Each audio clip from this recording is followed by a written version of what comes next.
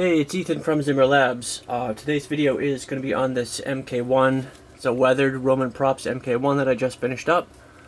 This isn't actually for any customer in specific. I wanted to just try out some new ideas and kind of try to perfect this this build. This is a full masterpiece build with crystal reveal and everything, but there was a few things that I still hadn't actually done in previous versions that I'd been trying to come up with to incorporate, but we'll get to that. But before we do, I wanted to take a second and just say thank you to my most recent customer, Angry Joe from the Angry Joe Show. A lot of you guys, I'm sure, have probably watched his YouTube channel.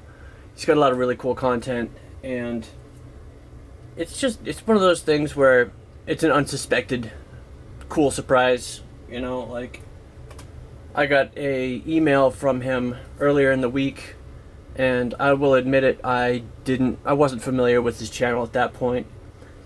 I will be the first person to tell you, I'm really just not a social media guy. I don't do Facebook. I barely do YouTube. You know, I do my channel because it is a way for me to kind of get my content out and show my work to people, but otherwise, I'm a total novice with social media. So, you know, when he reached out to me to do a video, he wanted to see if I could possibly collaborate with him on something. I really didn't know who it was or what it meant, and he also asked if he could purchase the Masterpiece Vader Revenge of the Sith Watto's Junkyard lightsaber that I had built 5-6 months ago, which I actually hadn't sold yet. So Joe, thank you very much for your purchase. I hope you love it. Obviously, if you have any questions, don't hesitate to get in touch. And for those of you guys who aren't a fan or a follower of the Angry Joe Show, check it out. It's really cool. I mean, if you're my age, if you're in your late 30s to early 40s, you're going to appreciate the content. I mean, as you can see from his splash, it's straight up Cobra Commander hanging out right there with the G.I. Joe motif going on. And that's something that anybody our age can relate to. You know, when I was growing up, it was Transformers, G.I. Joes, Atari, Nintendo, Thundercats, He-Man. You know, that stuff. Those are my digs. I'm totally right in there with any of that stuff. That's totally my genre. So that's what I appreciate. And I think a lot of you guys who are probably following me are probably pretty much right in there with that genre too. I know some of you guys are older, some of you guys are younger, but I'm sure a lot of you guys have some appreciation for that stuff. So check out the Angry Joe Show on YouTube. Check out some of his content, and I think you guys will enjoy it. I certainly do. And keep paying attention. We are going to do a collaboration video or two in the near future. We're still kind of working on what it's going to be.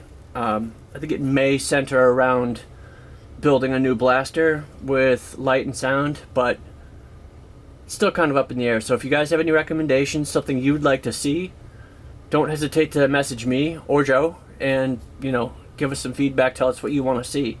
But if we don't get anything from you guys, we'll do something cool for sure.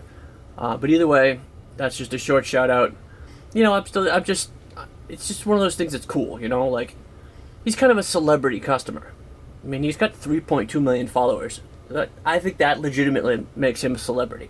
I mean, I've got 1.2 thousand customers, or viewers, I mean, and I think that's crazy. You know, when 1,200 people follow me, that's crazy to me. 3.2 million people follow him.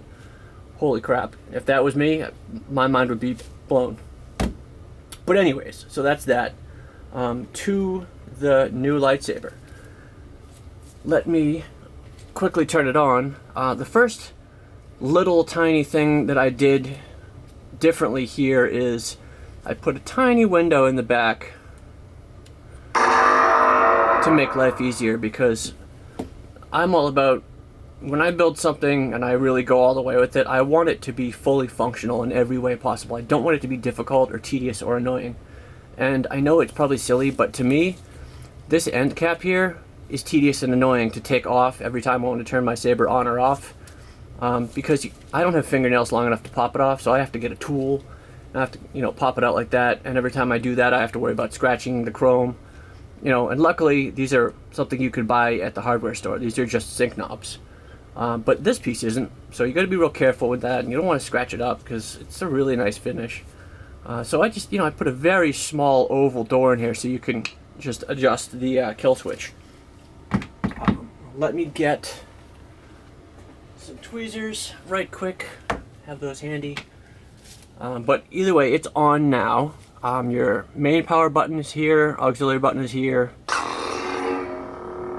Got a illuminated blade plug that I did. This is something I just made custom from some round aluminum stock that I have. I put on my mill and just kind of milled it out and then put some blade tube around the edge. So it's got some shine through. And I did do an acid wash in there to give it some grime and some dinge to kind of match the rest of the weathering on this guy. Let's see. To access the chassis, as most of you guys know, you unscrew the bottom section of the hilt here and slide it off. And on the end you have your kill switch, USB, SD card, and recharge port access.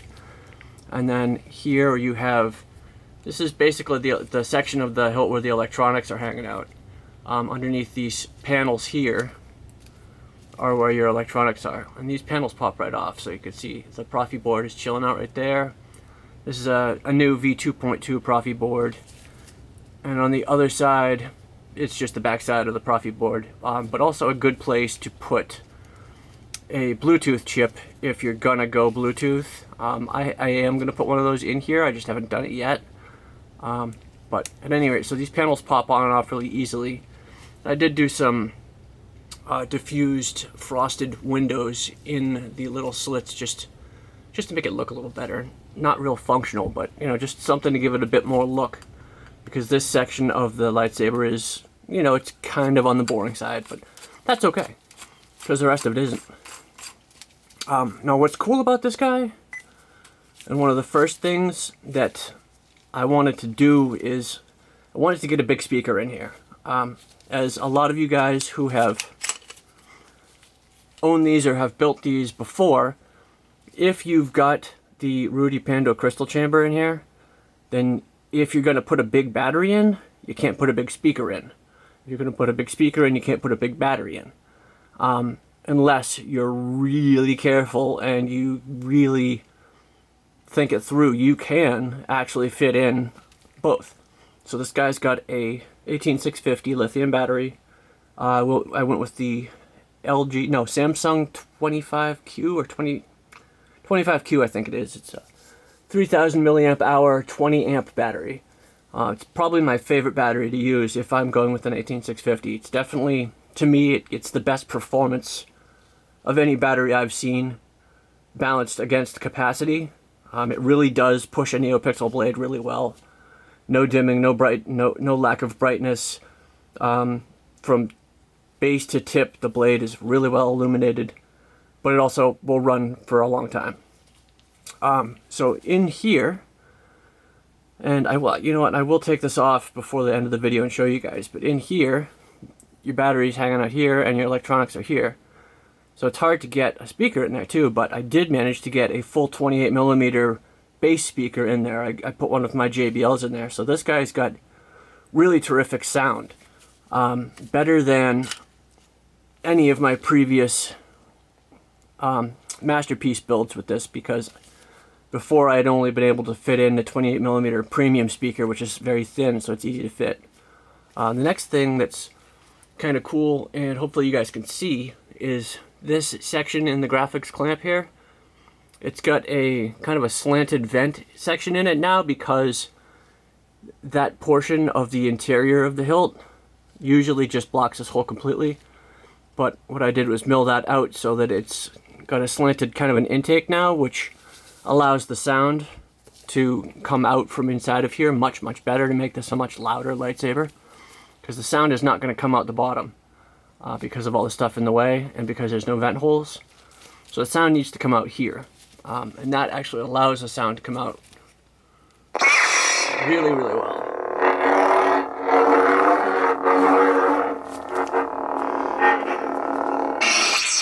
Now, the next thing I did that's new, that I really wanted to do, was kind of segregate the illumination going on down here. Now, hopefully you guys will notice that the vent sections of the crystal chamber are illuminated on their own. And what they are doing right now is just a pulsing white, but when you turn the lightsaber on, the crystal itself will fire up the same as the blade color. And these sections are actually operating as a cooling, kind of a cooling heat sink ventilation for the crystal, which is powering your lightsaber. So when you turn it on, they fire up and start glowing, you know, a pretty bright red, and then as the lightsaber runs for a bit, they get hotter and hotter, and they color changes with the heat, and it builds up and then dissipates when you turn it off again. And it's a pretty cool effect. And hopefully you guys can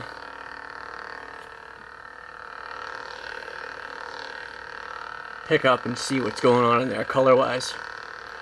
You see it's getting hotter, so it's getting more towards the purple and then blue spectrum, and the heat is building up along with some kind of aggressive flashing.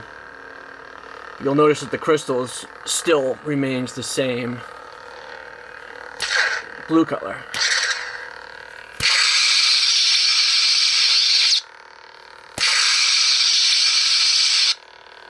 And if we power it off, it's going to cool down and all the way down to off.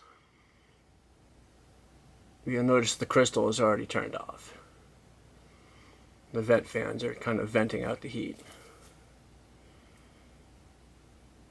And there it goes.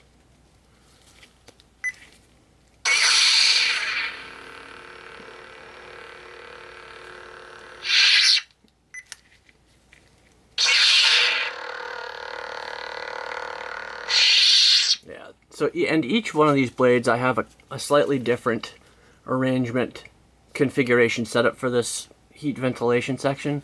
So each one's a bit different. I'm still kind of testing to see which one I like the best. Let's check this one out.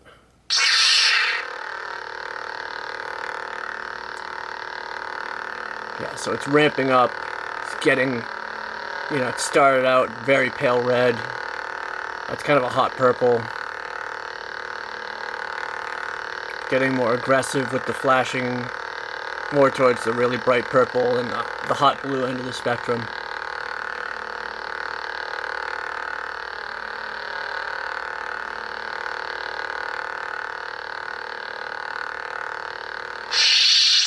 Shut her down. It ramps down and cools itself off.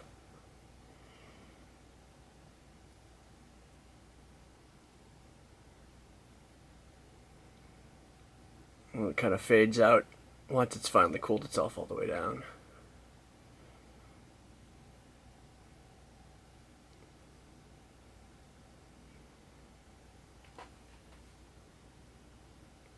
And there it goes. Let's check out one or two more real quick, because they are all different.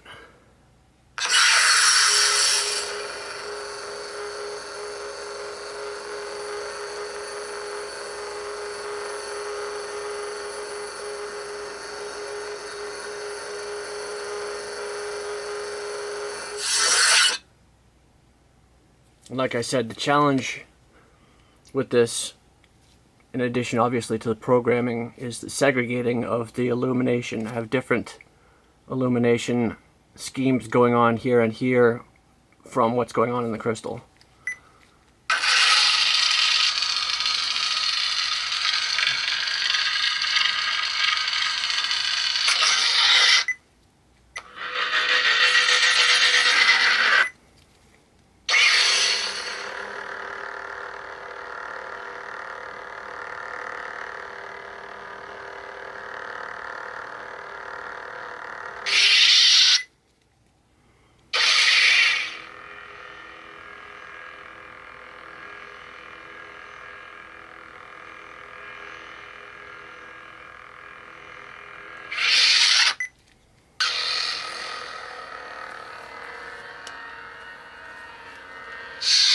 I'm going to go back in and adjust these a little bit because I'm not getting as much red heat as I was originally, and that's maybe the thing I like the best.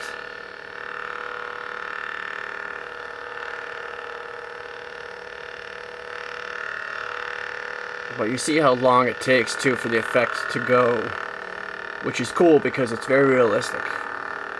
It's not a quick effect, it's a really slow progressive thing that changes over a period of a solid 60 seconds.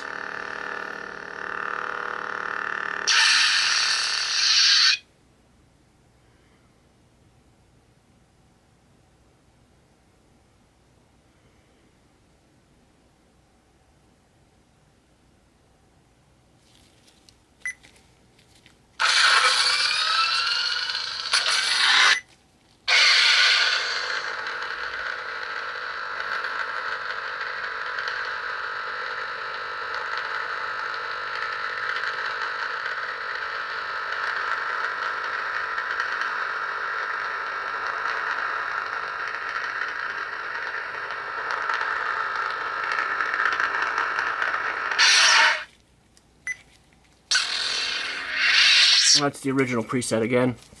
So that's that section. You'll notice that I also did a bit of weathering on the inside of the crystal chamber, and then some of my own custom elements, piping and tubing, which are all a part of the overall cooling system for the crystal chamber. Then on the back, rather than go with the Proffieboard fins that I usually use, and a lot of people usually use, I wanted to kind of move away from some of the prefabbed stuff that a lot of us use. Not that there's anything wrong with prefabbed chassis parts, but I wanted to be a bit more creative with this one. So on the back side you see this is part of the cooling system for the crystal chamber itself, and it is just a brass piping and tubing that actually pumps the coolant through the crystal chamber.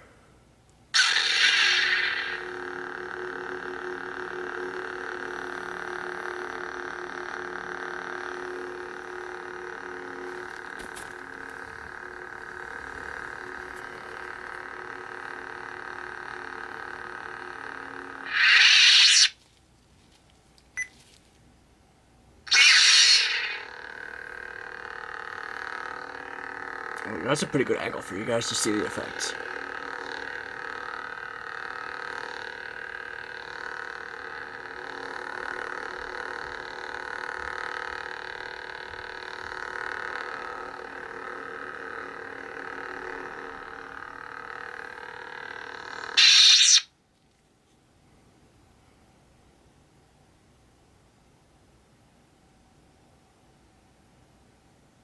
Yeah, there we go.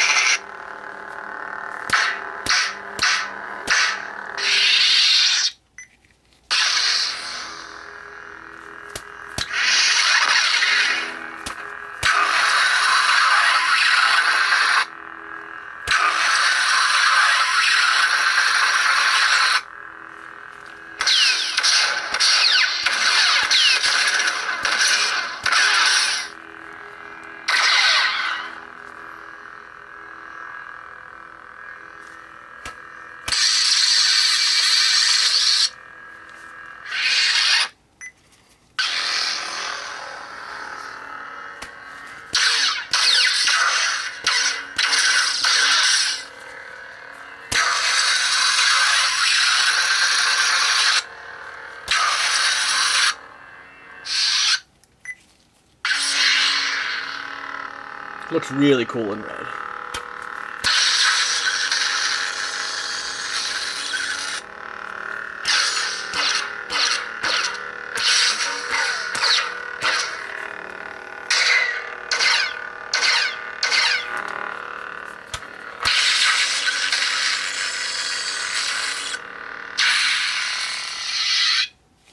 So that's that. Bore you guys to tears with the crystal chamber here. The front end of the hilt is spring-loaded, which, as you can see from it popping up there, and that's a pretty simple move accomplished just by putting a spring in this section up here.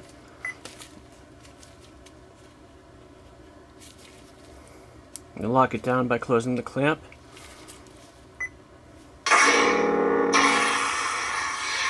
Let's pull this guy out right quick. Put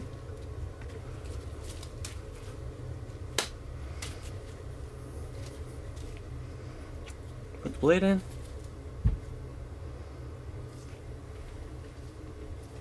I went with a 7/8 inch blade with a metal adapter and a recessed connector.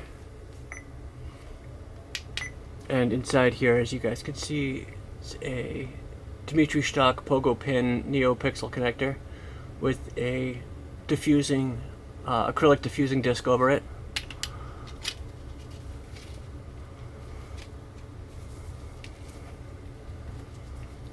A little tiny set screw.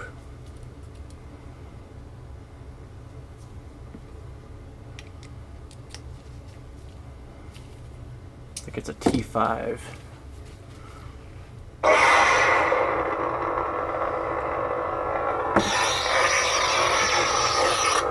It's a drag tip. Let's run back to the beginning real quick. So this is your opening blade. Nice purple drag tip.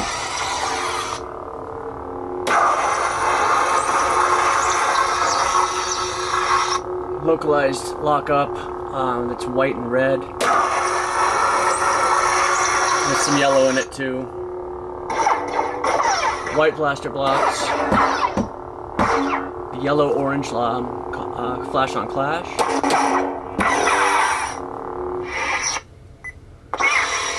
This is a cool blade. Cool color that is.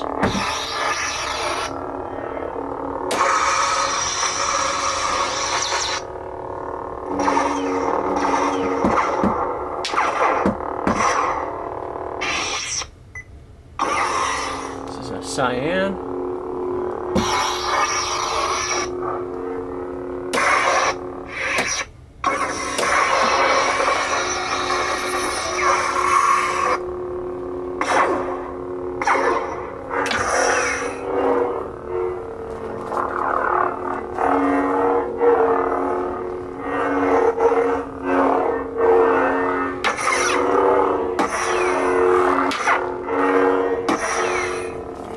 As you guys can see, the smooth swing effect is terrific on this one.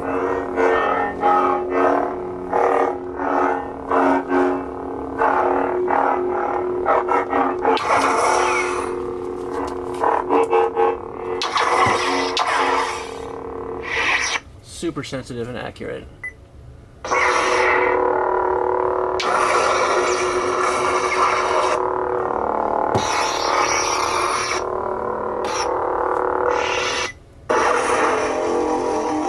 Electricity blade, nice localized lock up there.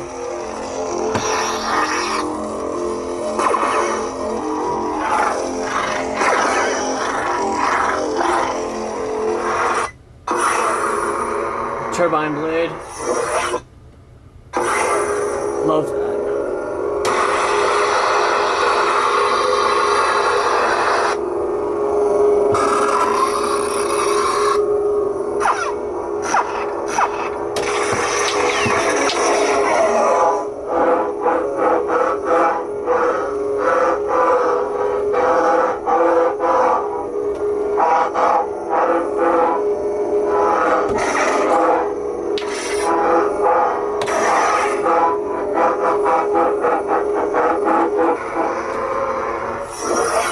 Love the new smooth swing effects. They're just getting so much better. Blue fire blade.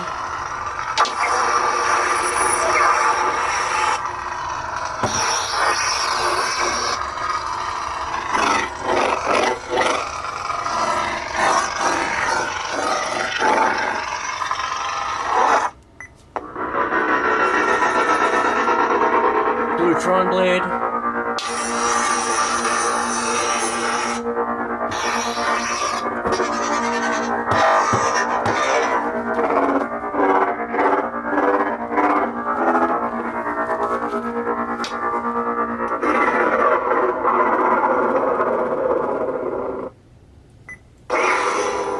This is purple blade. Nice aggressive yellow-white localized lockup. A yellow-blue drag tip.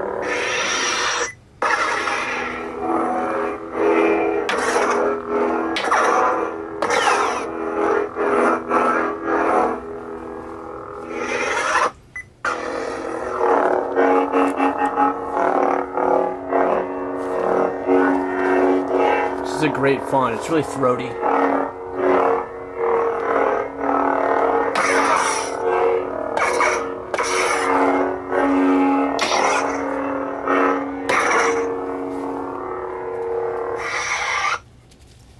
And there's a couple more, but nothing you guys haven't seen as far as blades go.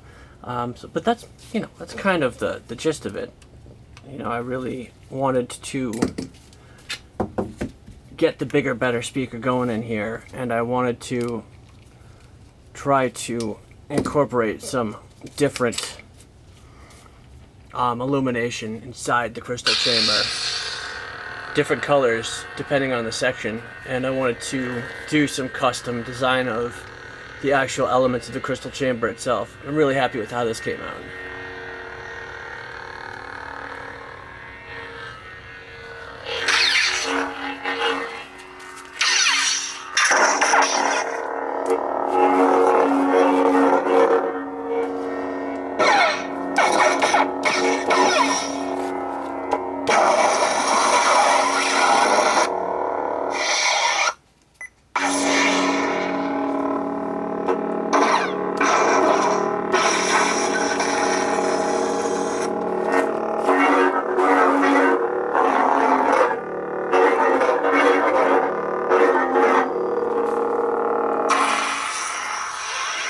And then the best part is at the end, I don't have to take the cap off to shut her down. But, you know, for some of you guys, you may not like the little tiny window in there. But like I said, that's not a big deal because this cap can be had for, I think, $5 at Lowe's or Home Depot or whatever, your local True Value. Not a big deal to get another one of those in chrome. Yeah, that's about it.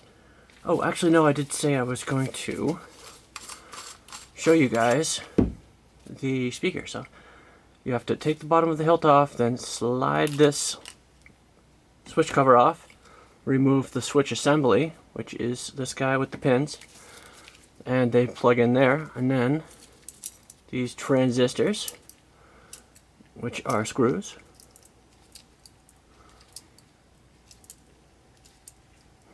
Not the easiest thing to unscrew.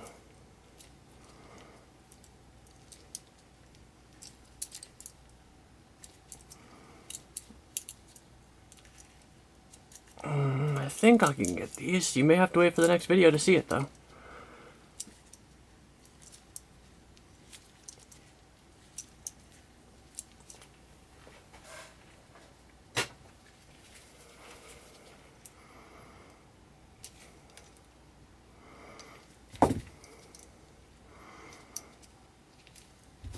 This one's really tricky. Usually once you get started, it's easy, but